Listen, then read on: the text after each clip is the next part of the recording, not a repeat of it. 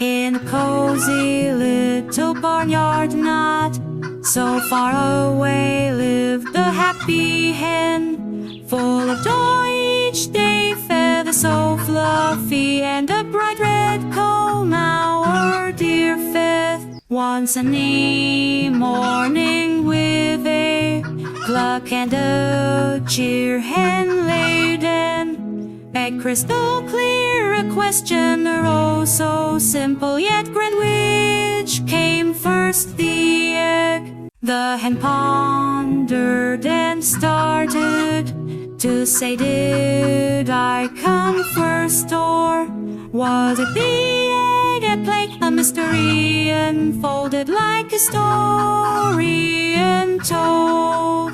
The eggs sat there round and small in the soft straw within the barn's wall, a secret held tight in its shell so snug, awaiting the moment to break.